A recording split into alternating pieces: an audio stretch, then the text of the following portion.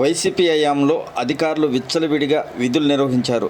ప్రజా సమస్యలు గాలికి వదిలేశారు. అలాగే గండి ఆంజనేయ స్వామి ఆలయంలో అక్రమాలకు పాల్పడి డబ్బులు దోసుకున్నారు.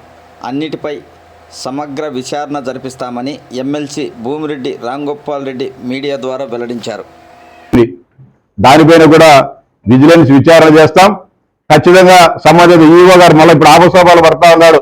నేను గతంలో నేనే తెలుగుదేశం పార్టీని ఈ నియోజకవర్గంలో పునరుద్ధరణ చేసేదానికి చేసినా అని చెప్తూ అందరి దగ్గరికి, తెలుగుదేశం పార్టీ నాయకుల దగ్గరికి అందరికి తిరుగుతా ఉన్నాడు.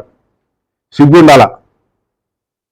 ఒక శాసన మండలి సభ్యుడిగా శ్రావణ మహోత్సవాలకు జగన్మోహన్ రెడ్డిని ఇంటి దగ్గరికి పిలుస్తాడు, అవినాష్ రెడ్డిని పిలుస్తాడు, ఆ ఊరు సర్పంచుని పిలుస్తాడు, ఎంపీలు జడ్జీని పిలుస్తాడు.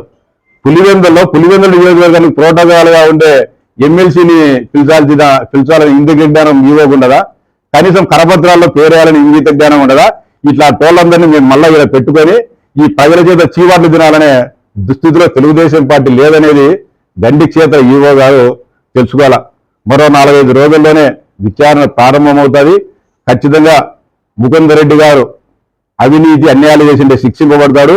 ఆయన నీతి నిజాయితీగా పనిచేసింటే ఆయనను మళ్ళీ సగౌరవంగా గౌరవించి మేము నీ మీద చేసిన ఆరోపణలు తప్పని చెప్పి మేము బహిరంగంగా నేనే చెప్తా.